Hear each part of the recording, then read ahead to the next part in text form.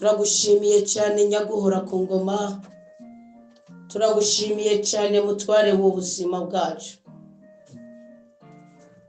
Wowe uri umwami ari hejuru y'abandi bami bose, wowe uturenganura iyo turenganije, wowe uhora utwitwararika ukadutandukanya n'amakuba atandukanye.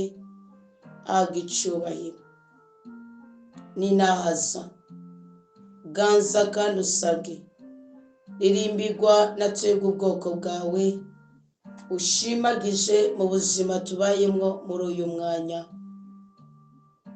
Dawe wa twese uzagiye mu ijuru, wowe uri se w'umwami wacu Yesu Kristo, amahoro yawe naganze muri twebwe, ububasha bwawe nibukorere muri twebwe, imbabazi zawe nizitwikire ubuzima bwacu. Ibyo biriko biracumita amarangamutima yacu, ibyo biduteje ubwoba, nidutandukanywe nabyo mu izina rya Yesu Kristo. Amadosiye yacu yubitswe, ibiduteza imibabaro, ibiduteza agahinda, ibiduteza icyangiro, ibireka tugahura n'uburyarya, tugahura n'indyarya. Mwami Imana nyaguhora ku ngoma, twitandukanije nabyo. Watanze ingabo nyinshi kugira ngo zipfe ku bwacu, turagusabye umugisha n'umugwiza. Turanse guhwera mu buzima bwacu, turanse gukenyuka mu buzima bwacu. Turasengeye abana bacu bafise akaboko, abana bacu basoba aho baryamye, abana bacu bafise ububeshi, abana bacu batakubaha. Turabasengeye nyaguhora ku ngoma, turabasengeye mubyeyi rukundo kigongwe, turabasengeye n'ijuru n'isi, turabasengeye n'ubutware. Tubasabiye umugisha, tubasabiye impinduka, tubasabiye impore, tubasabiye urukundo, tubasabiye igikundiro, tubasabiye ibyiza, tubasabiye ibyishimo, tubasabiye ubutware bwawe, tubasabiye uburinzi bwawe. Mwami Imana nyaguhora ku ngoma, wewe uri isoko ry'ibyiza dukeneye, mu izina ry'umwana wa Yesu Kristo. Kuri iki gicaniro cy'inava cya 10:00, muri izamu ryo hagati ya 9:00 na 12:00, ubwoko bwawe tuguhanze amaso, twirinze ibiduhangayikishije, twitandukanije nabyo, twasi impanuka, twasi imikorere y'abarozi, twimitse ubwami bw'Imana muri twebwe, twimitse inganji ya rudasunga muri twebwe. Abakobwa nibanezerwe, abahungu nibasimbasimbe, amarangamutima nakomere, imibiri yacu nigira ubudahangarwa, ubwiza bwacu nibugaragare nk'ubwa Esiteri umwamikazi.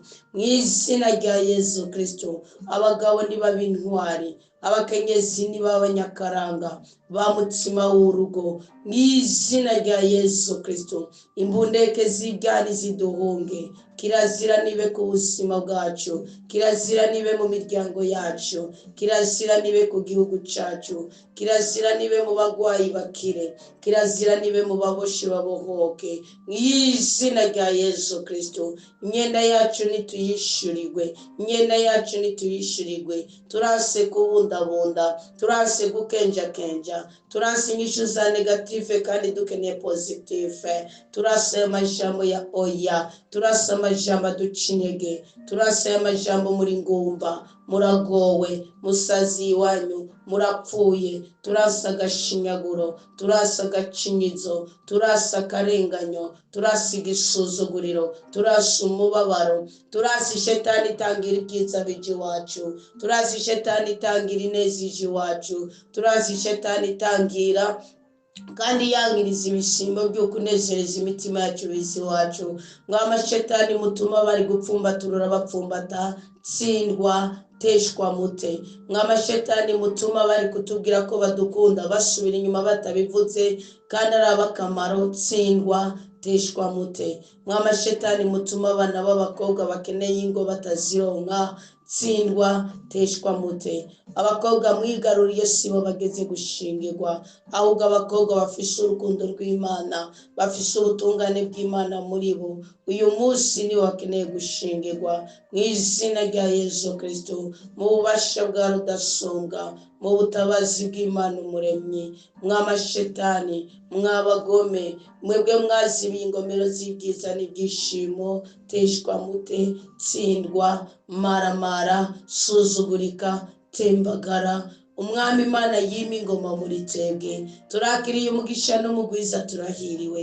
Turakiriye urukundo n'igikundiro, turanezerewe. Turakiriye ukuri n'ubutungane, turabagaciro. Turakiriye ubutunzi n'ubwizigirwa, turatomboye. Turakiriye ibyiza n'ibyishimo, turahiriwe. Turakiriye ineza y'Imana, turansina b'isi. Turakiriye ubudahangarwa bw'Imana, turasa akavuyo k'isi. Turakiriye ubweranda, turakiriye ubutunzi buri hejuru y'ubundi.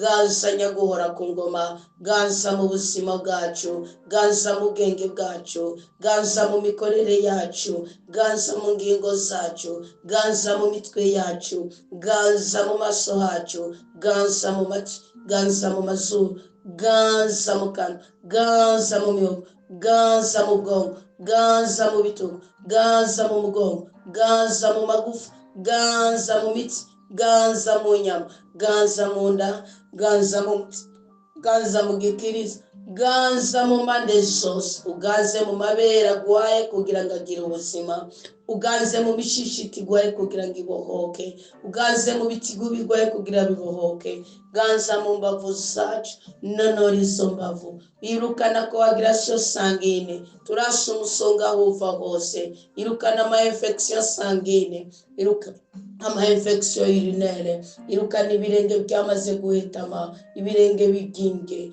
ibirenge bibabaye, ibirenge bigowe, amagufa aryana, utwo tudemaje zo turi mu mubiri w'abana b'Imana.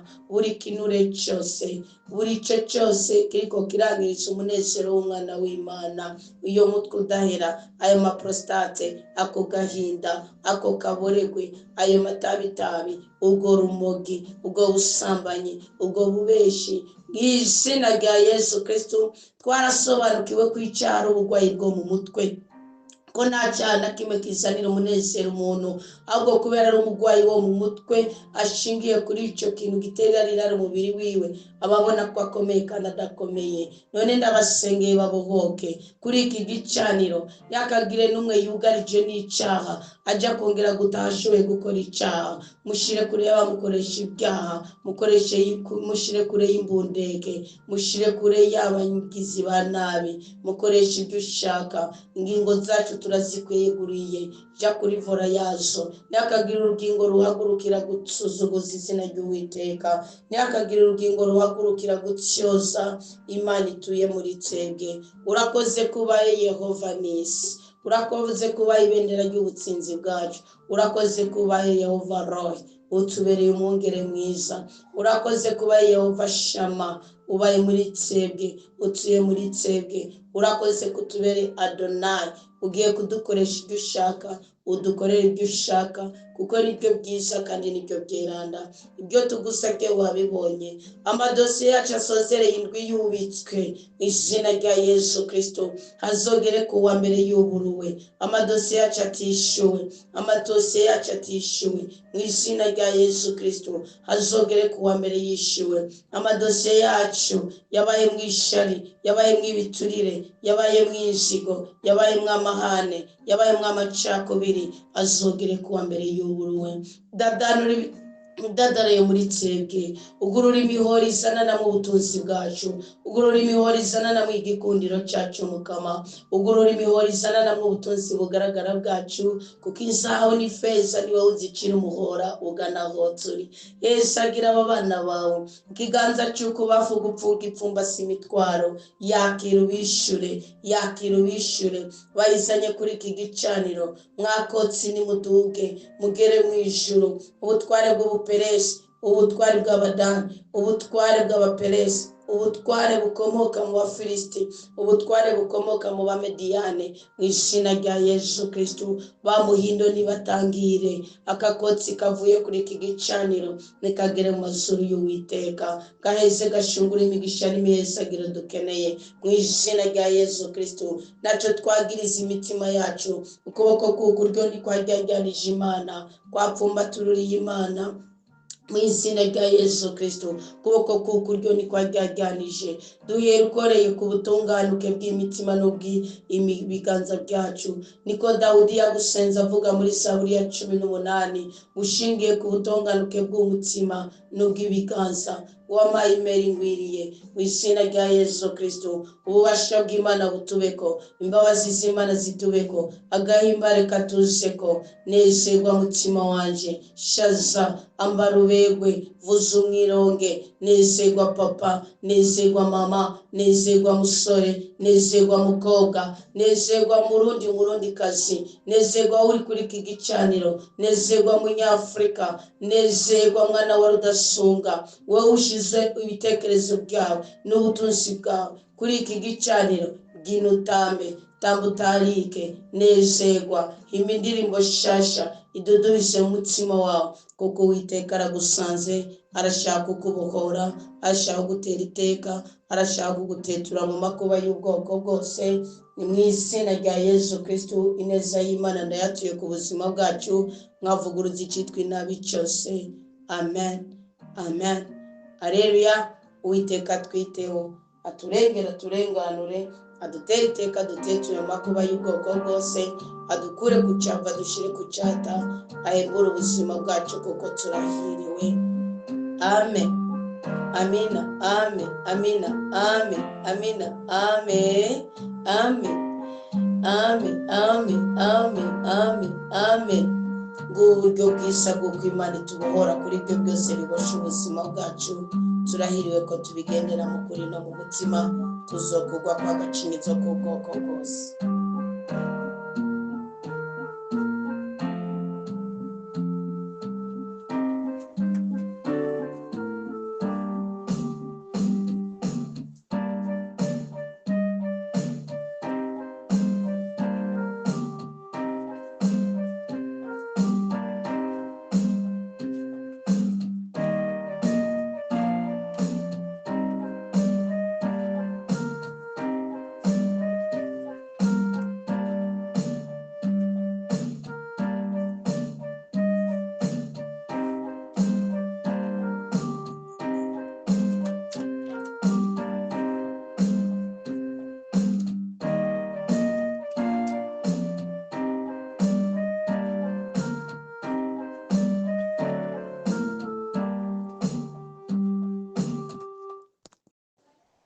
Tugire Kristo.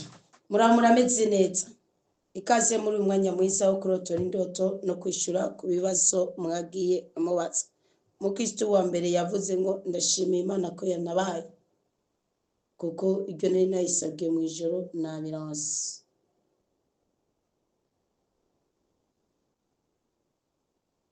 Ubundi ni igitangaza c'Imana kuba mu ijoro rimwe uri gusaba, utagira n'ikingorongoro, ukaba uri gusaba ko 572 wahama bikariho. Ariko umuhigo yari yahize, yari yavuze ngo no musi ndabyuka saa 9 kuyasaba Imana kugira byorohe, kuko wabwirizwa kudufasha ngo yahejeje. None rero uwo mukristo yumve ko nezerewe kose, ntiyabyanditse mu buryo twobarungikire nawe, yabyanditse mu buryo bwo gusa no gushimira jewe. Kandi iyo umukristo amaze kwandika abirabisha kuri jewe, simbikunda ko ndabitanga nk'intahe. None rero Imana yenyine amahoro yatanguje ibyiza muri twebwe ubwoko bwayo, niyuhire ikomeze ikore no kwindi mitwaro yose mufise mu mutima wanyu muri uyu mwanya turi kuri iki gicaniro. Amina. Undi mukristo yavuze ngo mwiriwe neza mama wacu, narose mbona ndiko nurira igiti.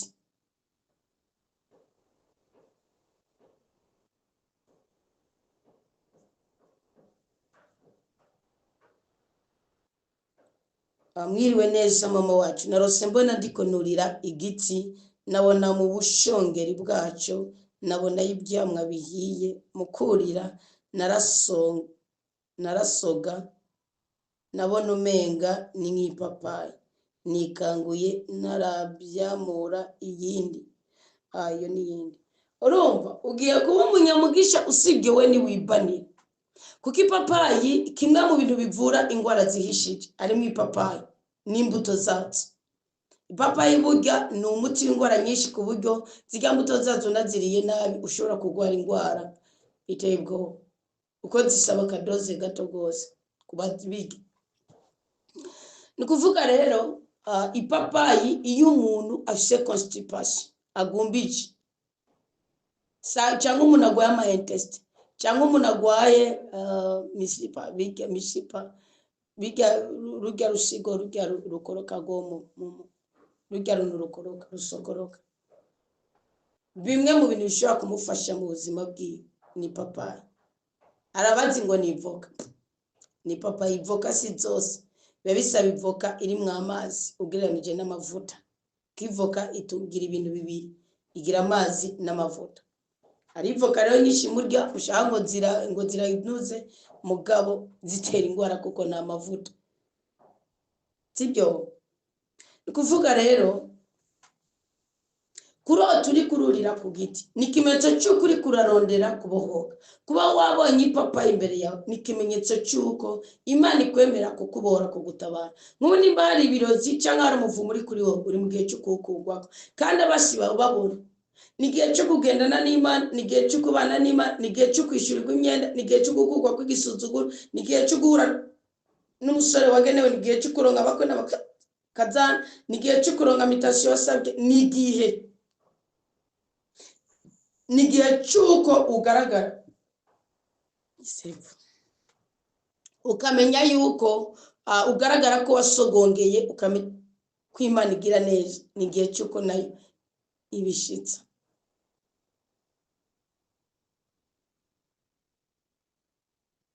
None rero komera, niki gituma indoto y'umuntu ishika n'ingoga vuba bwango atarize guhangayika. Ubwa mbere, iyo urota indoto ni kurota, ni kintu kiba ku bapagani no ku bakristo bose. Nibisaba umuntu oya kurotora naho bisaba icyo twokwita ngo ni umuhanuzi. Muri Katolika bavuga ngo werekwa, mugaje kwerekwa ambo singifatira ababwiye ababifatira ko ntabwo si ngomo ngo twese twemera ibintu kumwe.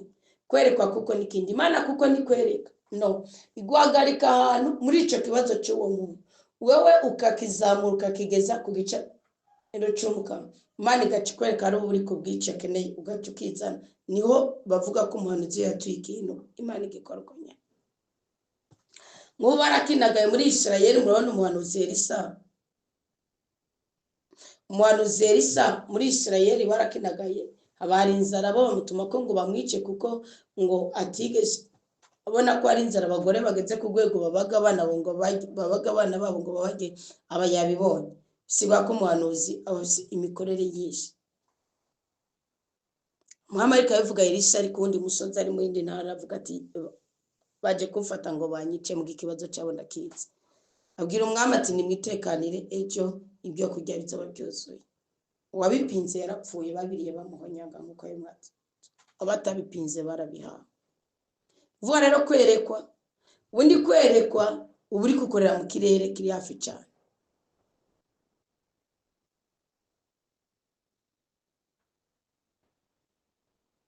Ariko kuba umuhanuzi arimo ijambo guhanura no guhanura. Guhanura ikintu ku musozi ukagitwara mu mwonga, guhanura ikintu mu mwonga ukagitwara. Harimo ubutwazi, gutwara. Murumva ko ibyo bintu bibiri bitandukanye. Mugakwereka urerekwa ngo ngikiriya n'uburagifata n'uburakibona. Rero jewe nemera ijambo umuhanuzi gusumba kwerekwa. Nihanganishe sinzi kivuye ko sangara mushishiti iri kuri revolta amasaha yo gufungura rikaragera n'ibihanga. Aha kandi no gusozera ariko haragera. None je si 31. Wabyumvise rero ni kuvuga ry'ubuhanuzi uryumvire. Genda nimba uzi neza ko wowe Imana uyitungani, ufise ibiganza bibiri, kimwe kizana umutwaro ikindi kikazana umubavu. Genda ubibiriye ndoto yawe. ugenda harya hantu wiyubakira mu isi y'umwuka, harya hantu bakwigisha ukumva yukunyuze, pana bakugirira imigigwa. Oya ngo turagukubuye n'imikubuzo, ngo tugusize amavuta, ngo turakubatije, ngo turagize ni oya. Kintu Kristo yabishize. Harya hantu bakwigisha ijambo ry'Imana ukumva ko bisho kugufasha gutandukana n'ingeso mbi, bishobora gufasha kwegera Imana, kuko Imana ni ijambo. Ugwaye ijambo ry'Imana baguhaye Imana. Genda rero harya hantu wumva ko uyubakira mw'isi y'umwuka bikakunyura, kuko umuntu wese amarangamutima yiwe Imana yashizemo ububasha bwitwa ubushobozi bwitwa amahitamo. Uhitizemo kugendana n'Imana, ubuhisemo imigisha n'imihesagiro, ubuhisemo ubuhigo. Uhisemo kugendana n'irari ry'umubiri, ubuhisemo kuyoborwa n'umubiri nyene, bimara akanya gato. Genda rero wa mukristo mwene y'indoto, ugende ubibiri y'indoto. Imbuto nigira igitigiri, n'umutima ukunze n'ibiganza bitonganutse. Nawe usanzwe warigishijwe kutaryajyanye Imana kimwe muri 10, kuko hari ibyonyi bishobora gutangira iyi ndoto yawe ntikubeko. Mugabe ibyonyi bikugwaho no kutaryajyanye Imana kimwe muri 10, nta kindi nibazo bahenda. Amaraso ya Kristo akura ibyonyi mu bugingo. Ibyaha burya Kristo yaducunguye imishaha, mugabo mu bigaragara ubutunzi bugaragara aradusaba intambwe yo kumwegera, tukamubwira ikiri ku mutima, tukareka kukibwira abarumenye, ntibazobahende. Ariko ibyaha ucatura amaraso ya Kristo ukija mu ntebe ya penetesiya, ibyaha bikugwako. Mugabo kugira ngo uronke imigisha igaragara, Imana ivuga ngo uri umwana wanje ngira ngo ubibemwo ubutunzi, birasaba ubutungane, bigasaba umutima utonganutse. Kandi uvuga ngo niregirarije na mugenzi wanje, niregirarije n'umubanyi wanje, utiregirarije n'Imana uburi ndyarya. Iryo ni ryo banga.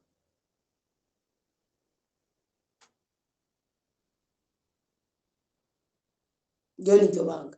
Genda rero ucane igicaniro cy'ubutabazi cy'ubudahangagwa, nimba rusanzwe ugifishe, ugenda ushire ku mubavu mota neza, wigira umuhiga Imana, ico twita kubibira indoto. Kandi indoto barabira nibazo bahende, kuko indoto n'ubuzima. Mugabo iyi ndoto uyibibirana umutima udatunganye, utubaha Imana, ucuza muri ya nsiguro ya mwene Siraki, umeze nk'umuntu yiraba mu cirori, umaze kugenda ukibagira ukubusa. Aha rero ngo nikanguye ntarabyamura.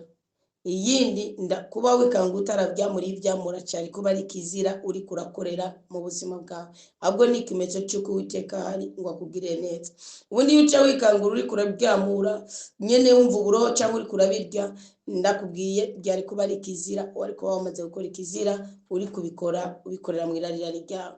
Ariko ico ni ikimenyetso cy'uko bikiri mu minwe y'Imana, kandi shaka kugendana nawe, ikorane nawe, iguhuze nabyo. None iyo promotion, ibyo byiza kugahimbare, uwo mugisha, iyo neza ico kintu gishasha utari bwabone n'amaso yawe gihabwe. Zake muri Luka 19 ngo yaruriye, yaramaze kumva ko Kristo akisha abohora atabara. Niyarabye ngo uko ndeha ngo abanzi abo nibyo abonaga izende, yuriye hejuru ngo amubone.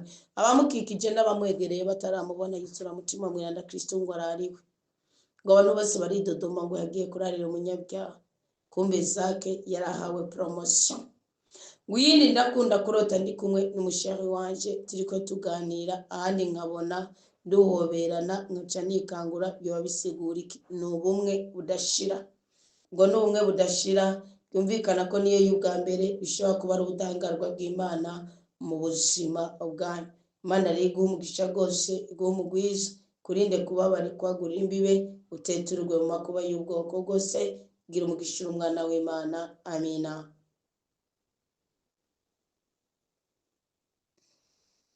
Ubundi mu Kristo aravuga ngo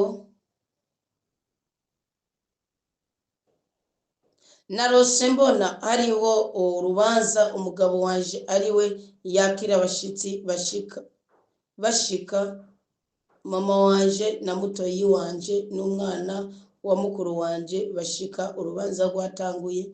Hama umugabo wanje aca baronderera aho bicara, ariko mu nzu akura y'abantu bariyo. Hama mbarira ati amambarira ati mbwire mukuru wanje abacumbire ubugari ngo niba abishobora. Sinzi kuko nabona yaraherutse kubyara haheze nk'indwi zibiri. Umugabo wanje yasaba ngo abagaburire kare kuko hariho urundi rubanza rwaheruka kuba aho hantu. Bataha mu ijoro babama banje, umugabo wanje biramubabaza. Mu gihe yabwira mukuru wanje ngo abacumbire ubugari, naciye jewe nishura ati ni jewe nja kubucumba kuko jewe nabona mfise inkomezi gusumba mukuru wanje kuko nari maze indwi zibiri narabyaye, ariko wewe niyo yari akibyara ntiyari bwakomere mu mugongo, kandi urwo rubanza nabona ari urwo kumwibarutsa. Ngo naciye bamwe barukiriza iwawe, ngo naciye mvuga ngo canke yari muri protokole ntiyari iwawe kuko nabyo ntibigaragara. Ngo naciye mvuga ngo ubugari ba mama bafungura ndabushobora. Ati ndacumba ubw'ibigori nkabona ncumbira ku isahani y'isiniye nini, nkaza ntangura ibipande byinshi, nkatagura ibipande byinshi ariko bingana isiniye iruzura.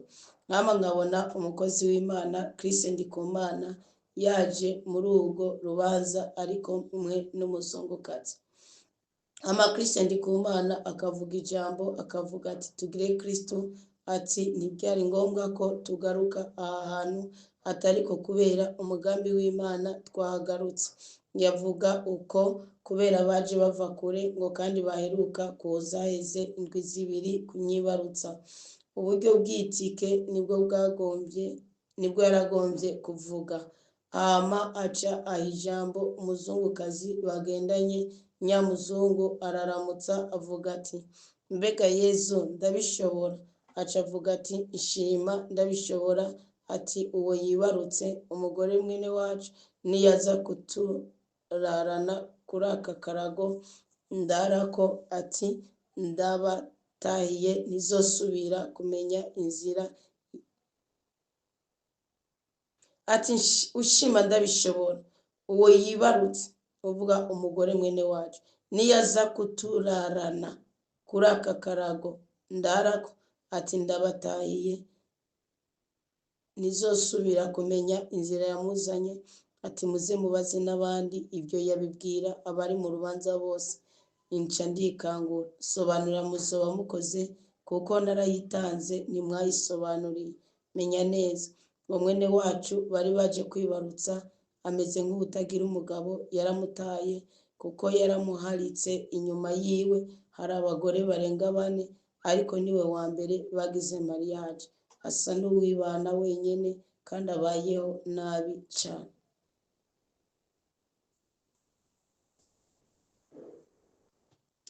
Iyi ndoto murumva yuko iri mu rubanza, ikabamwe guhura ku muryango, irimo kwibarutsa. Bibarutsa umuntu yabyaye, umuntu yarose umuntu mushasha kandi yaroswe na mwene wabo. Sishobora kuyishira mu bishobisho oya, ariko kubera ko ubwabo utabonye ko wabusonze, kandi kubera ko utabonye muri ko murafungura, ni ikimenyetso cy'igitangaza Imana igiye kubakorera. Kandi kubona yavuze ngo ntibyari ngombwa ngo ngaruka, bizorangira ubonye umugabo atandukanye n'abamaraya amugarukiye.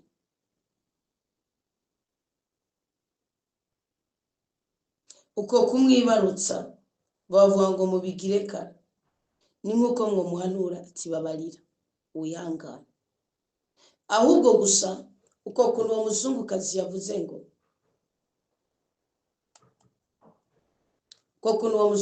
yavuze ngo ibyari ngombwa ko tugaruka, unabona turaje kuri aka karago. Bishoboka ko umugabo ashobora gufatwa n'ikintu cy'ubugwayi cyangwa cy'igisuzuguriro iyo yagiye muri abo bamaraya biwe bose bakamuta. Ubundi mbwango mu gupfa yikwegeza ku ziko,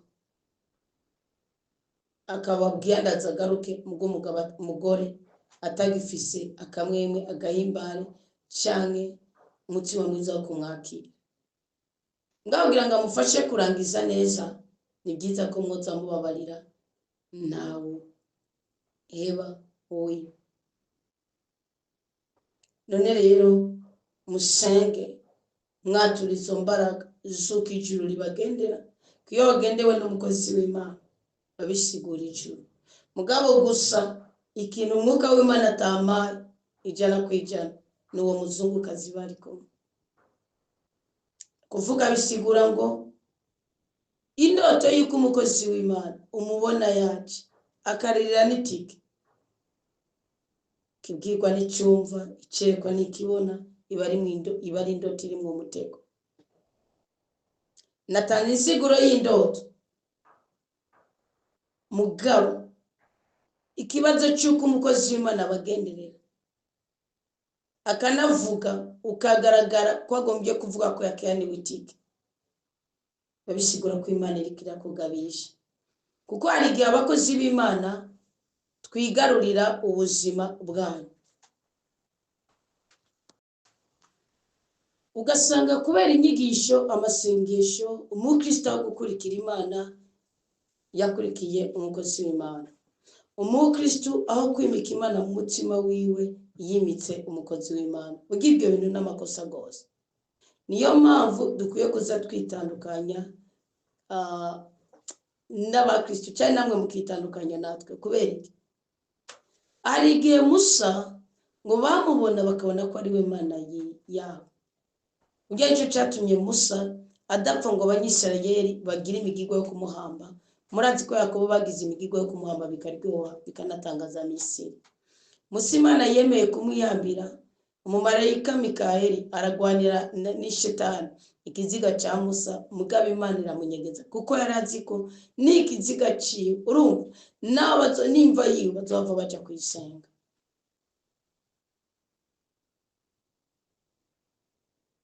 None rero iyi ndoto yuko yajezananye n'umuzungu, murabe yuko atamukozi w'Imana mwaba mwarimitse mu mitima yanyu, akaba ari we mukesha ubura n'uburamukoje cyangwa ibisabisho. Ubundi Imana yishura ibisabisho byanyu kubera kwizera kwanyu no gutungana kwanyu, ntabwo ari kubera twebwe. Oya, ubundi umukozi w'Imana afise ubutware bwo gukuraho ibicu. Urumva ibyagutangiye mwakujya ko umuntu uri nko kwivura y'umuduga, mwe musanzwe muri abanyamugisha ko muse mutima w'Imana uko nk'uwo dufise. Uri hasi abafishe uburenganzira bwo kwakira igipawa ugakuraho ibyondo, imodoka ariyo ikaronka ishira ipine, cyangwa kuraho ikibuye pine ryawe ko muri rito bagaca n'igirere. Niko abakozi b'Imana bameze, nabo gukuraho ibipfungu, ibicu bakabahishurira ukuri n'ikiza kiri ku mutima w'Imana, Imana ikabizana. Ntabwo ego birashika mugasikesha Imana ibicisha ku bakozi b'Imana ngo ibibaye ibi ba direct kubw'ukwizera mwagize. Ariko urumva nimutizera Imana n'ikibazo, cyane cyane nk'abakristo wa Katolika. Yarose umuntu amubwira ijambo ry'Imana akagira izo ntege nke turazifishe. Cyo gituma naberanda tubagwiza gusumba uko tugwiza ubuzima buri muri Bibiliya. Ubuzima bw'aberanda tukabugwiza. Mugabo gutora paragraphe ngo uvuga ubuzima, iyi mpinduka iki cyabaye kuri Benayi, iki cyabaye kuri Dawudi, kikivuga muri Zawikanga, ngiye guharanira ko mba nkacu nsa nkacu, bikatunanira bikatunaniza. None rero twige kuyoborwa n'Imana, akumva ko ari igitangaza cy'umukama kuko mutabiri. Iyo mwabiryaho cyari kuba ari kizira. Iyo wana wabusonze muri ko murazima cyako nabaryamye kuri ako karako cyari kuba ari kizira. Kandi urumva uwo muzungukazi yateguza umutego. Ubundi Kristo nta protocol y'ikintu kigaragara agira. Oya, Isaya 6 aravuga iby'abakerubini n'abaserafini, yavuga ko yabona amababa. Ntiyigeze abona ko ari umugore nuko ari umukobwa, ntiyigeze abona ko ari umugore nuko ari umugabo. Kandi murazi ko abamarayika bagira umwambaro w'impuzu zigera ku birenge, sibyo? Ni ukuvuga rero yabona amababa ingene afutse ibirenge by'Imana, twikira ibirenge by'Imana. None rero usenge mwishugwe, ni igihe cy'ubutabazi bw'Imana ku buzima bwanyu, ariko ntimwizigirire cyane mu bitangaza bikomoka mu bakozi b'Imana, mwizigirire mu kuri kw'ijambo ry'Imana. Nicyo indoto yawe ivuga. Heza giko.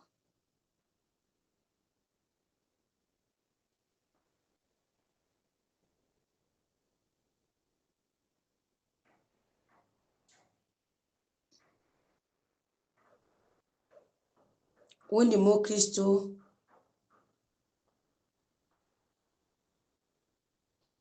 yavuze ngo shalom shalom mama komera Kristo ni muzima. Nashaka musiguriro indoto kurota ukubita imbwa, kurota uri kuraroba mu kiyaga bisobanura iki? Ni zibiri.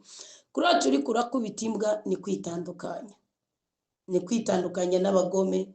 Ni nkuko wovuga ati umukozi w'Imana aramukurikiye muga dukoresha ibitangaza bitari kwitandukanya, ukavuga uti ngiye kwiyegereza Imana. Ni nkuko ugendana n'umuntu nk'ukaburi nk'umukobwa, ukabugendana n'umuhungu musambana kubwira ngo muzobana, ukaguma widadira ari ibya byinshi abakobwa bakora kubera kwihebura, kubera imyaka bafishe, kubera urukundo. Sibyo? Aho umwana w'umukobwa ushaka kubona ati jewe nakoroye inda, nasambanye kubera urukundo, ndahemukirwa, nkorora inda, nanjye mpemukira Imana, shisha amaraso nabishaka, nikinokora. Iyo rero urota ubona uri kurakubita imbwa, ni kwitandukanya n'abambuzi b'amahoro, ni kwitandukanya n'abakubuza. Paulo yaravuze ngo imbwa zigire. Igitabo cy'amategeko kiravuga ngo imbwa nikarangwe imbere mu nyishira, imbwa ninde? Iyo urota ugendana, iyo urota nk'ubu ubona imbwa ikwihweza nk'uko, ukaba uri nk'umukobwa winjiye mu rukundo n'umuhungu, biba bisigura ko azokununuza agukuremwo ibyiza n'ibyishimo, mugabo ntacyo uzomukuramo. Urumva basi urabona imbwa irararira, sibyo? Mbwa nayo irarira, umusuma je yitwaje inyama, imbwa arayigutwara, aterera mu rupanga inyama, imbwa iciceceka ikabunda kuri izo nyama. Kubera imbwa iranamoterwa n'amazuru ku buryo ishobora gutaruka. Iyo utayiboshe n'ipingu, kandi nawe yibona ipingu, igitigiri cy'inyama yayitereye agatumbereza aho ziri nk'umusuma yazuminze neza ahantu indaro y'imbwa yawe iri, arayicecekesha ntikuge, agaca ku ruhande akiba. Kandi ibona ko ari shebuja, nayo bari karaduga ku ruhome akaba yabanje kuyiterera inyama. Ni kuvuga ubu ariko ni hahandi ugira ubura umukobwa ukaronka umuhungu mukundanye ukavuga uti ndahiriwe ko ndamurose. Wavuga ngo ndahiriwe ko ndamurose, kumbe nibyo koko uzogubaka nk'urugo, mugabo ntiruzokubera urugo. Cyangwa ukabura umuhungu ukabona umukobwa ukavuga uti ndiko ndaraba mbonye umukobwa afise ikimero nk'icyo shaka, mbere agendana na Bibiliya ni n'umuririmbyi.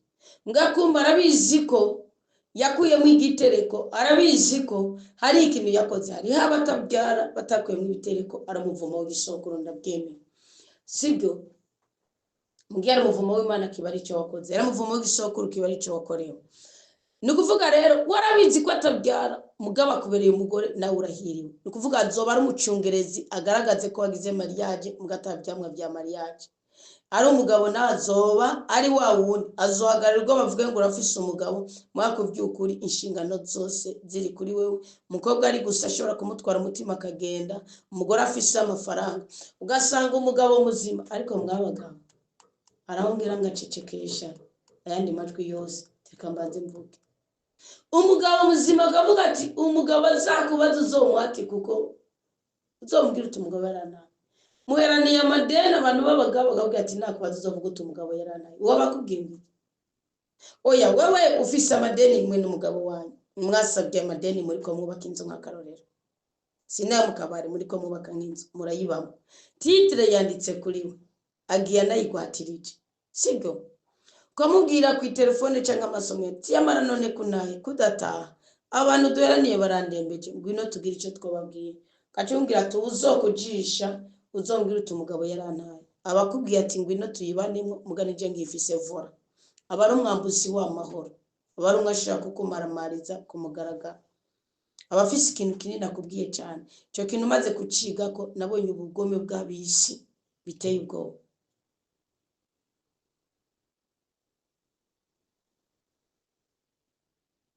Ubundi abaguteza umutego uteye ubwoba,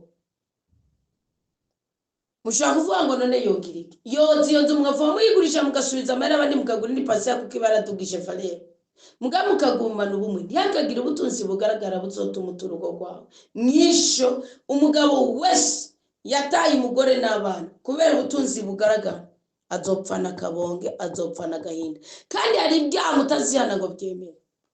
None amarira y'abana nayo uzoca uyacecekesha. Amaraso y'aberi yacecekesheje na ya Kristo. N'ubu mufise ubwenge.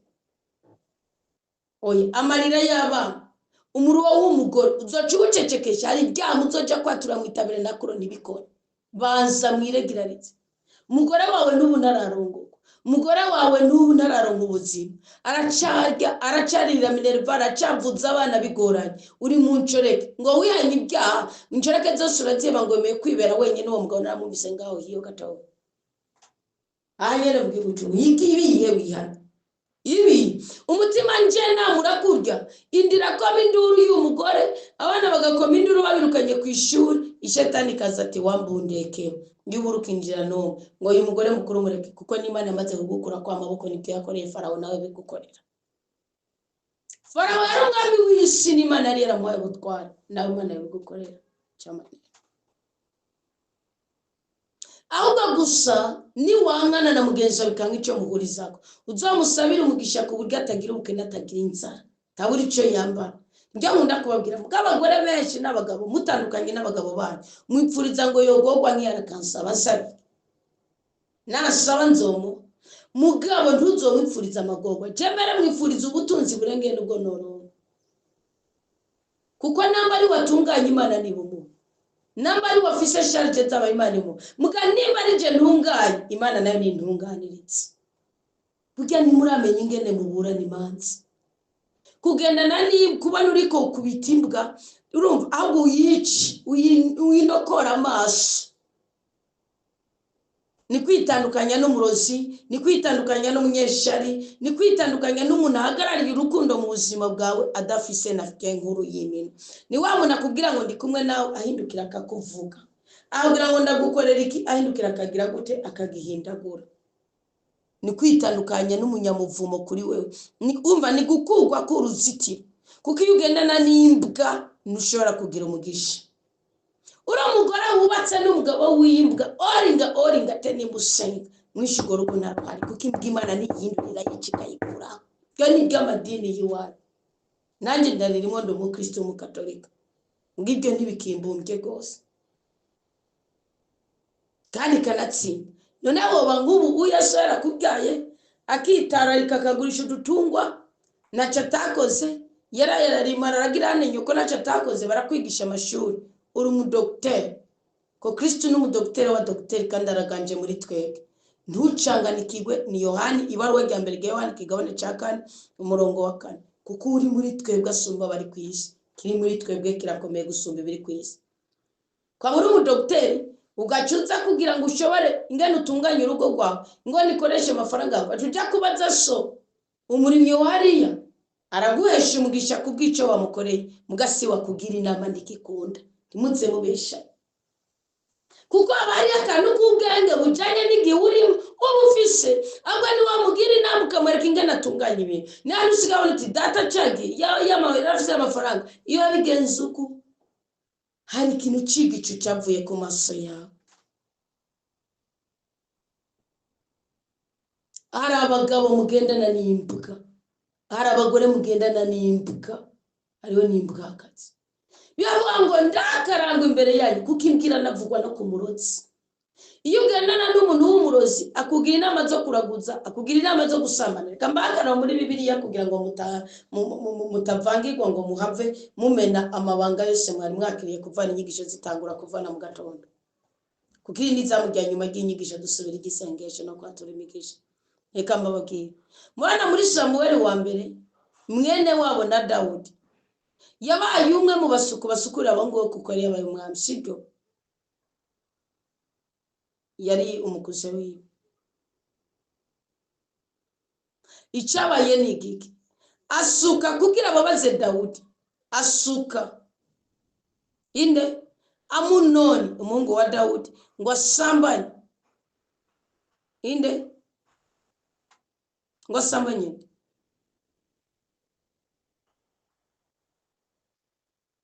Tamari vora Tamari nenda mwibagiye ngo asambanye Tamari mushiki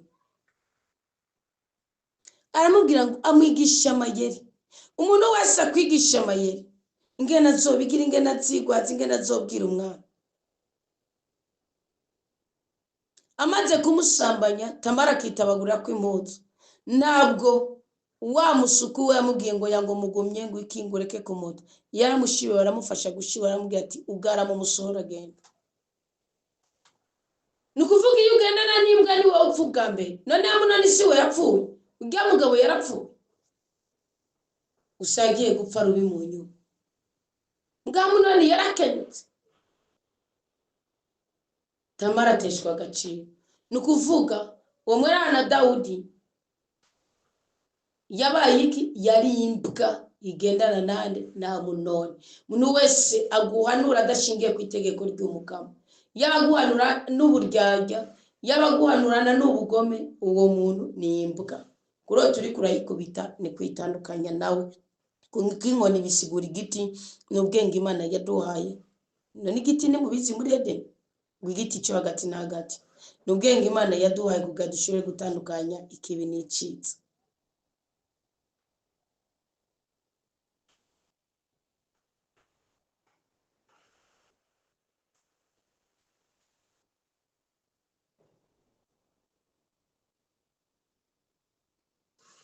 n'ubwenge Imana yaduhaye kugira ngo dushobore gutandukanya ikibi n'icitse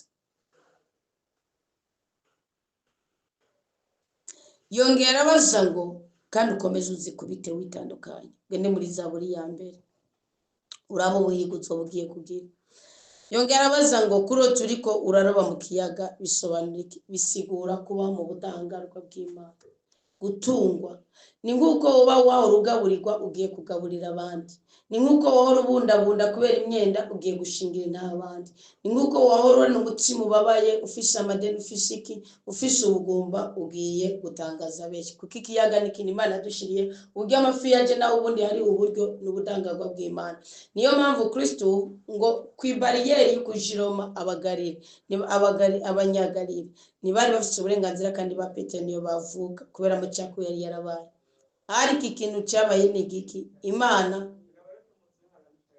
ikintu cyabaye Yesu Kristo yabwiye Petero ngo torigera ugende uterere mu kiyaga urobife wese wirire undire nanje urihire na bene wanyu ugiye kubaho mu buzima budasanzwe ubuzima buzira guhangayika ubuzima buzira umuze none rero mu izina rya Yesu Kristo habwo umugisha habwo umugwiza habwo umunezero urindwe kubabara kandi uhabwe icubahiro cy'Uwiteka warahezagiye ubibiri izo ndoto zawe nazwe ni nziza ni kwitandukanya ugahabwa ubudahangarwa bw'Uwiteka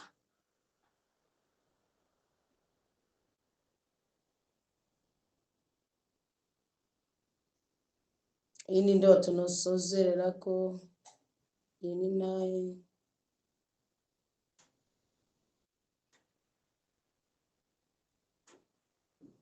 Umukristo yavuze ngo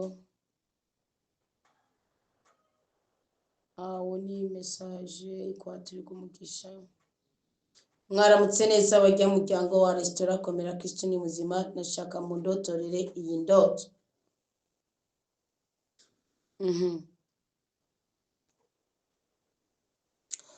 hari itariki 24 z'ukwezi kwa mbere 2026 mu ijoro niho narota ngo mbona turyamanye n'umuhungu dukundana uyo muhungu nawe akaba amaze imyaka 3 ari hanze y'igihugu kandi nkaba namurose mu gihe tutaheruka no kuvugana kubera telefone yanje yari maze iminsi WhatsApp idafunctiona neza niho rero mu gatondo ndiko ndiyumvira iby'iyo ndoto nabona muramukazanje anyandikiye SMS ambaza kw'ibigori yateye ku gatumba iwacu byahetse aca yongera ambwira ngo hewe naraye ndarota ngo mbona turi muri mariage yawe na sheri wawe ngo kandi marraine yari naka kandi twese twabirose romemejuru kuvuga umunsi umwe byarantangaje cyane kuko n'uwo muramukazanje ntibavugana kuko nta WhatsApp afise ariko aramuzi nashaka musobanurire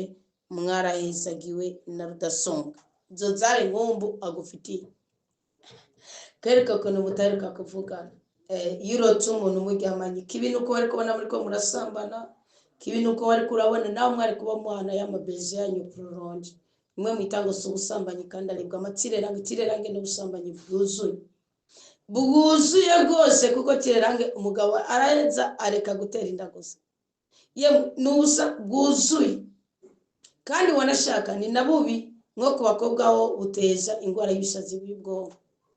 Umukobwa wabaye mu matsirerange cyane, hari abakobwa bavuga ati yemwe ubusugi bwanjye nzobugumana gushika ngize mariage, mugabo tsirange n'ibindi byose bya bindi byanagutakiye umugwariramwe mu mutwe yemwe bikamwica, bigera bimutuma agira icaniro akigira n'ubugwayi bwo mu mutwe.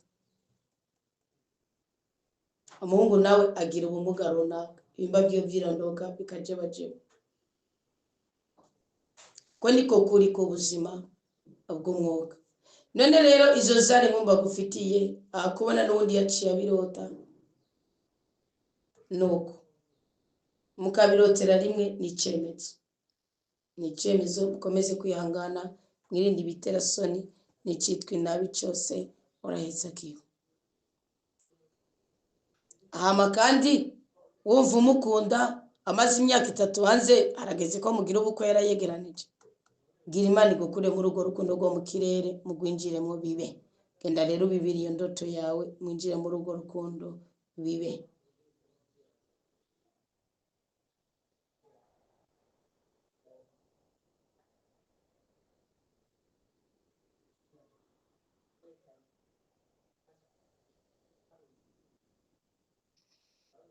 Mukristo yabajije ngo amahoro, none ko ninjiye muri groupe Komera Kristo ko nabona groupe ko ndimo mvana n'isaha winjiye Mariette we.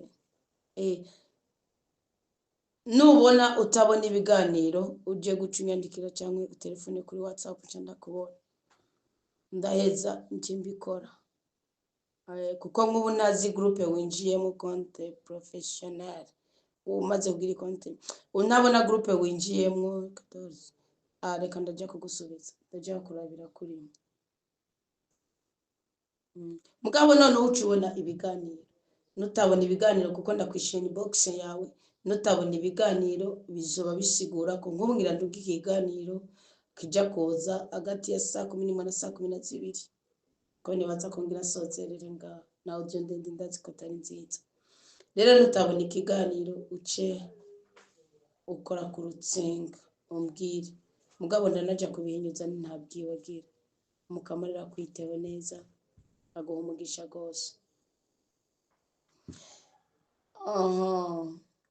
Ukurikira ndoto zanyu nimuzovuge ngo mukwambera n'indoto narotoye jewe nazo mbona. Ubundi umukristo umwe aravuga ngo shalom shalom nje ngo mundotorere kandi mwigore muyime inbox muzoba mukoze. Ubu ni muzosubire kwirirwa muri ruhisha. Indoto ndayirotera inbox y'umuntu mugabo urayisanga kuri YouTube no muri groupe. Muri groupe cyisanga ari audio ndende ariko ukayakira ari kwawe ubwo bumenyi Imana yarabumpaye muri 2026. Nawe utazosubira kumva indoto ziyo kuko nasanze hari gendotora muri audio ndende ugasanga uwo muntu yase kuguruka iyo audio mugiye ari ngufi kabiri inbox yawe uba ari ubugaba bwawe niba ari ikosa ryanje. Nikuvuga rero ngubundi inbox yiwe mugakandi muri groupe muraja kwironga ngubundi inbox yiwe ngeze ku masegonda 43 muga muri groupe ngeze ku minota 53 n'amasegonda 28. Nikuvuga rero mwuka w'Imana atanga ubwenge kandi sinzi iyo byazananye pe. Ariko mbona bigendeka neza gose nimwe ngarimo kwiyongera kwa amatelefone ko cyahise ko nkoresha telefone zibiri ubundi nakoresha imwe nibyo mugabwira nshobore koroherwa mu ndoto zanyu naho z'ama audio ajya mu rotore za muri audio bisaba ko nzogira indi telefone ya gatatu ari zibiri nibikunda bica bicagagurika kuko imwe mba ndayirimwo mu bica byanga ngingene basi ndayumviriza nongera nawe ndamusubiza. Voilà. Mejeje rero isengesho ryo mwiza mu rya saa 6 na saa 9 nje ndasubira kuryama hari hafi saa 9 ndota mbona umupapa araho umupolisi aza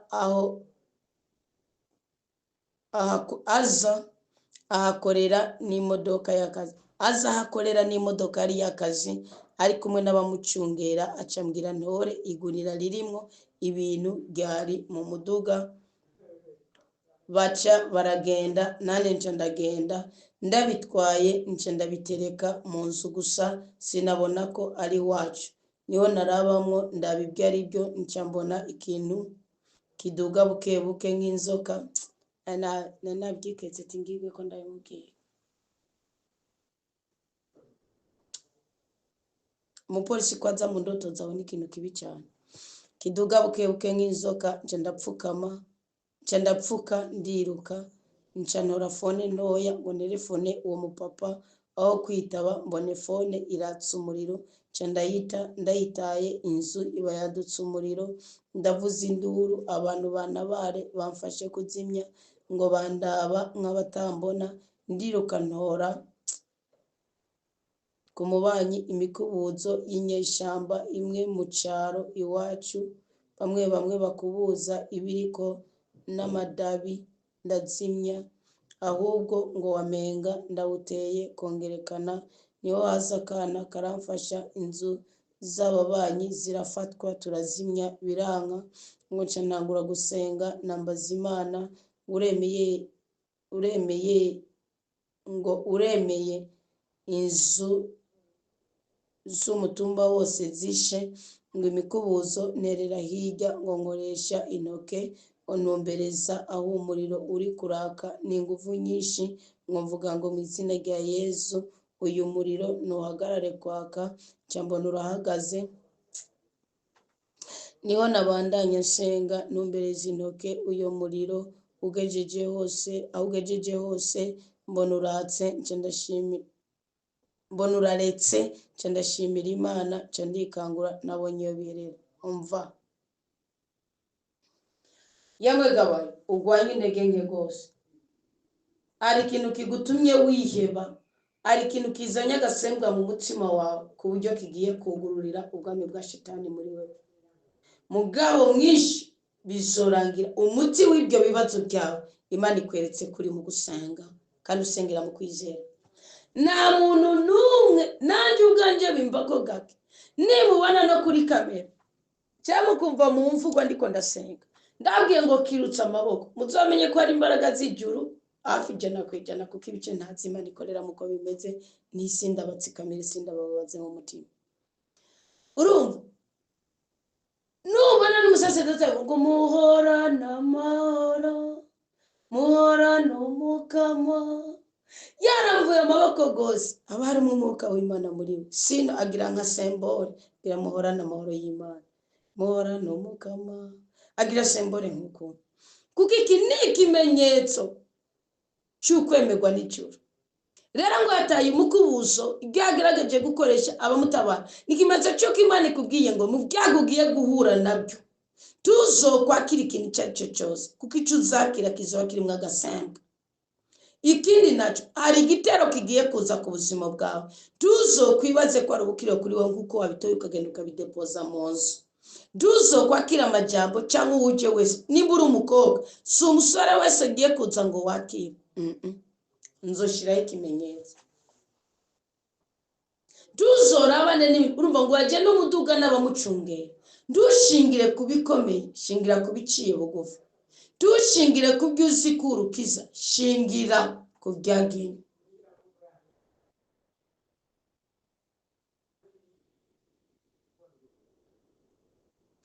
Ati iyo nzoka niki kubera ko yahishuwe umutwe, nawe ugahisha amaso, ugahunga ugahisha n'ibirenge, ukamutelefona nakwitaba, nikimenyetso cyuko nta muntu n'umwe ashoboye kugutabara, nta n'umwe ashoboye kugukura muri ico gisuzuguriro. Ni izina ry'Uwiteka, nisengeshe ryonyene.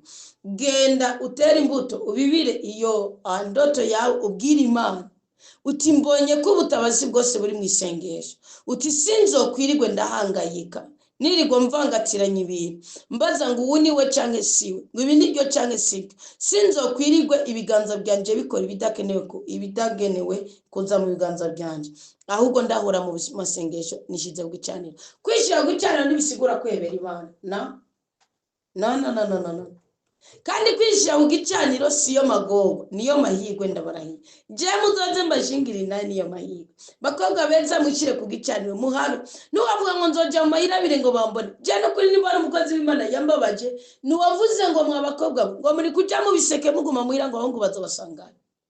nguvuye muri korari urashikira ukaja mu nzi wanyu mana yo mwijuru numwambuzi w'amahoro uwo numwangushe muzohura n'ibyo mutagenewe guhura nabyo muzotora ibyo mutagenewe gutora muzoryamana n'abatagenewe imibiri yanyu namwe mutagenewe imibiri yanyu nubu butabazi bw'Imana ni ku masengesho ntucike intege ngo nobona agacu ngo nobona iki ngo nobona imvura ngo nobona umusore ngo nobona umwana ngo nobona iki guma ku masengesho niho wari ubutabazi gusenga ni impano gusenga ni bombe amasengesho ni bombe ituritsa ibisuzugwa n'ibigeragezo byose sibyo genda rubwira Imana sinzokwirirwe ndacumukura oya ahubwo nishize ku gicaniro n'ubutunzi bwanje n'ubukobwa bwanje n'ubukenyezi bwanje n'urugo rwanje byose bishize ku gicaniro ndoto Imana yakweretse ko utokwirirwa urahangayika ngo ko ataraza ngo ko bimeze uko wagize kabiri ngo nyuma yaho nararose kandi ariko ibitangura narabyibagiye waribwe kwibagira indoto ni kwiba mugabo nagiye kubona duhagaje ahantu impande y'urupangu nibarabara ngo mbona umupolisi yambaye umwambaro n'uwundi atawambaye bahagatiye umuhungu araho twiganye primaire barakata baraduga onza mbona atanguye gukubita uwo muhungu ngo ncangoresha sinye nereka uwo mupolisi ndamubwira amubabarire uwo mupolisi w'umushefu acarambona ngambaza ngo nibiki ngo ncanda karma situation nkuko nariko mvuga n'uyundi mugabo ndabona ko ajanye amakenga niho baduga unza numva batanguye kurasa nyamuhungu amasase ngo duca twinyegeza musi y'urusengero amasase aca hejuru y'urusengero ngo tuja kuyatora aho aguye nabona umenga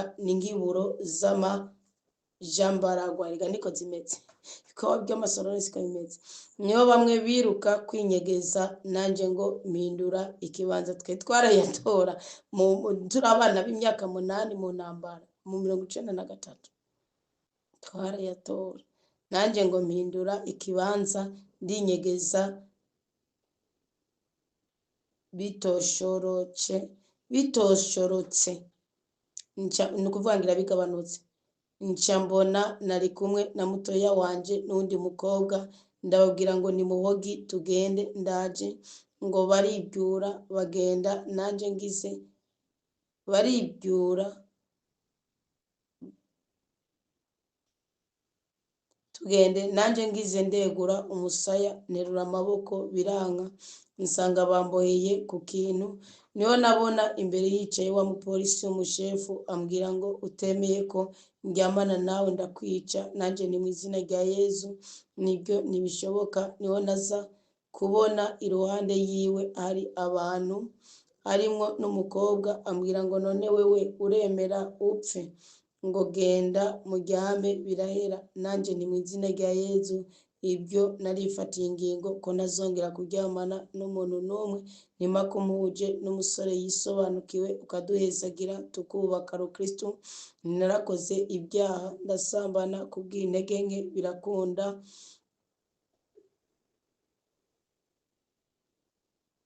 nino kuno mwanya ndongeye kugusaba imbabazi z'ubusambanyi nakoze nindakwingize unabare iki kigeragezo nagize gutya unabare iki kigeragezo nagize gutya abantu mbona baragiye wa mupolisi agenda nk'ugiye kwiherera neguye ukuboko numva kimwe cyari kikuboshe nakiriko amen nja ndabyuka ndiruka nza mbona banyirutseko niho ngo naca nizimanganiriza mu mazu ngo nca ndagurukira ku nzu iraho ndubika inda ariko baruhira kumbona niho haza wa mupolisi ngo mfate ndamufata ku bitugu nkyondera hasi mbona aratembagaye aca haza n'abandi bantu harimwo umubosi wanje na madamu we bose ngo bavuze induru bereka igipolisi aho ndi nabo ngo ndabafata ku bitugu nkyondera hasi mbona baratembagaye nca ndiruka ngira hejuru nca hejuru y'abantu niho niraba ngo ku mpuzu ndahabona ikintu kimeze nk'ibaba mbandanya nguruka niho nagera ahantu ndasanga bene wacu bo kwa data wacu turaramukanya gusa nkonca ndababwira ni burya jewe ibibazo byankomeranye, mwebwe muzi aha hantu nimunyereke aho ninyegeza. Ngo baca baranjana duca ahantu mu ishamba ngo duserukira ku mazi, niho nabwira Imana ni urazi ko ntazi koga kandi ibibazo nguyemwo si imipango nateguye, nawe nishe mbishaka, nintabara unyambukane aya mazi ngo naciye ndayatarukiramwo, mbandanya nsenga ni Mana ntabara nongere kuba uwidegembya, nagize ntya mbona y'amazi arasheshe ku butaka, ndashimira Imana nzambona nikanguye nabonye iyo bihereye. Murakoze. Nikuvuga iyi ndoto sinokwirwa ndayisubiramo, aho kwa basowanyu ni kimenyetso cyuko mu ntambwe zawe muhura n'ibigeragezo. Murumva ko mereye mugabo wabatsinze kubwishengesho. Uwo mupolisi nikuvuga hari ibigeragezo, umuntu azokubwira ati ni nkuko uri umukobwa abwira ati wewe gomba ubane n'ujya mutama, ubane n'ujya musaza ibiki, mugabo oya canke nkomanza guhonja. Nikuvuga nk'ubu mungu azoza gusaba urukundo, ikimenyetso kizogaragaza ko ari uwawe nuko amuzohuza ibitekerezo. Kandi rero iyi ndoto yawe igaragaza ko witandukanije n'imigozi yose. Baba bagutambye kwiga igitambo kugira ngo babere umuja ntuzorongogwe, uratandukanye nabo, n'uwo mubosi wawe na madamu wiwe, yaba abakwimvira nabi, abagusambanije, kuko n'umupolisi umushefu w'abandi. Burya barya abantu twaryamanye nabo twahuje amaraso nabo mugabo mwasezeranye, mu nyuma bikarangira mudahuriye ku rukundo rw'Imana, mukavana cyangwa mukabana nabi. N'umugabo n'umugore mubanye nabi, mubyumve. Iyo uri umukristo ukabanye n'umugabo nabi, ni byiza ko ama witandukanije nawe. Utitandukanije nawe, imisibo, imivumo, imikoshi byose byandagutakiye, biratesha agaciro ubuzima bwawe.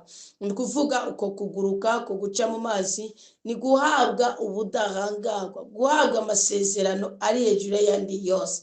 Ugiye gukomera, uyu mwaka ugiye kukubera mushasha, ugiye kurandurwa kw'imitego yose, ugiye gucirirwa umuhoro uzananamo ibyiza n'ibyishimo. Abagusuzuguye, abagutaye, abagukoresheje uburetwa bagiye kunanizwa n'imbaraga z'Imana ziri muri wewe. None rero ndagusabye ngo umukunzi wese azoza kurondera, ko namaze gusobanukirwa kuri umukobwa w'ivayi n'indodo, azoza kurondera ntuzohira, uzopimire ku cyaha gusa. Ntuzorabire ku butunzi ngo urabe kugenera, kandi ntuzokwisuzugure ngo arakomeye, kuko uzohura n'umusore akomeye rwose. Ntuzokwisuzugure ngo arakomeye, umuraba ubwiza, umuraba amafaranga, guce wisuzugura ko mwaryamanye, ko mwagize no. Imbabazi z'Imana ziri kumwe nawe, kandi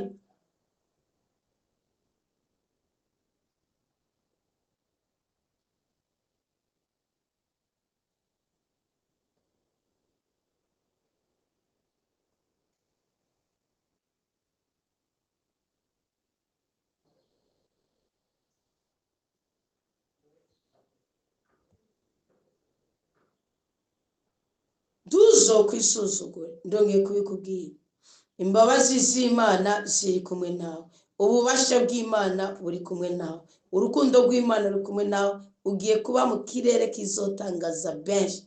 Wabo baso wanyu n'umuryango wawe. Uwo mupolisi aserukira abandi nuko kuntu yakwirutse ko nawe bitsinda, ni trace yabo mwagendanye. Burya ikiguma nikibura inkovu, nibitsikamiye umutima wawe, n'amadayimoni n'amajini atsikamiye umutima wawe, imivumo kakantu gasigara kubera kwakwihuza n'abantu. Ababosi bawe nabakwatuye ko amajambo. Hari abantu dukorera ibintu byiza bagatsikamira imihamagaro yacu. Hariho n'abakozi b'Imana bameze nk'uko Bibiliya ibita inkone, kandi si ubwuzure bwa kera gusa. Ubwuzure bwa kera bubivuga kuba kuri bene Levi, abana bene Aroni. Oya, icyo gituma narababwiye muzoze mumenya aho mutanga ibya 10 byanyu. Muzoze mumenya aho mutanga ibya 10 byanyu, kuko izo nkone ziba zibeshejeho, niyo mishahara yacu, kuko babona inkone z'ubwami bw'Imana. Matayo yarabivuze, Yesu Kristo yarabivuze. Mugabo mu bami ba kera baba bahembwa imishahara, baba ari abantu badafite uburenganzira bwo kwabira kugira ngo gukora ikindi kintu na kimwe usibye icyo bategetswe gukora. Sibyo uyu munsi no mu bwuzure bushasha n'abahanutsi. Okay, kuvuga rero ari abantu mu biryo busanzwe, bimwe bya cami ya ntwaro ya cami, bimwe byo kwa Serusi.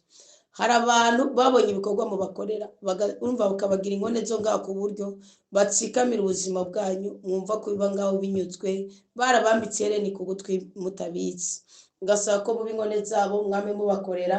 Mugabo Yakobo yaravuze ngo nzoba umushumba, nzoba umukozi wa gushika ryari, nanjye nzokorera urugo rwanje ryari. Arikangura icyo gihe Imana yari yamuteye iteka iramuhumanura, ndetse na sebukwe ari we Inarume ajya kumuraguriza ko aragize ubwoba ko agira agende, ariko umupfumu aramubwira ngo niba aguhesheje umugisha genda nta jambo ugifise kuri we. None rero ukomere rwose, unzanye indoto nari natanze nongera ku yindi, ni zirezire munyihanganire. Imana yamfashije ndazisoma kandi nazihawe ko inshiguro. None rero dukomeze tuboke twese, dukomeze duteturugwe twese, dukomeze duhumanurwe, kacengeza no ngaho kuko zigiye kuba ndende. Imana gushobora byose yishimire twebwe abana bayo, mwabakobwa muboke mu izina rya Yesu Kristo, mwabahungu mubohoke, ntimukajyajyanye Imana, imitwaro yanyu nimuyisane mu kiganza cy'ukubafu, muyandike haba ku dupapuro canke muri telefone mu mamesaje, ariko kandi n'ukuboko k'ukuryo kwanyu nikujyajyanye Imana. Amashikano akomotse ku mutima ushima, ugashima inyigisho muhabwa, ugashima indotsi Imana ibaha, ugashima ubutabazi Imana ibaha, ibyo bintu byose bibakura ko akavuyo, ibyonyi byo mu buzima bugaragara, byo mu buzima butagaragara niyo mitwaro mutanga aho kuyishira abapfumu cyangwa gutunga umutima w'idodongo. Uwiteka duhaze ibyiza, arenganura abakobwa mwari mwararenganije, ashingire mwebwe mwari mwaragunditse, abohore mwebwe mwari muboshe, atatanure ibyari bidataniye ubuzima bwanyu. Muhabwe umugisha, muhabwe ikigayi, muhabwe ubwiza, muhabwe umunezero, twese turindwe kubabara kandi tubohwe n'amaraso ya Kristo, twuzure ubwiza bw'Imana binyuze muri mutima mweranda ryagiye muri twebwe. Amen, amen, amen, amen. Imana iduhe umugisha twese mu izina rya Yesu Kristo.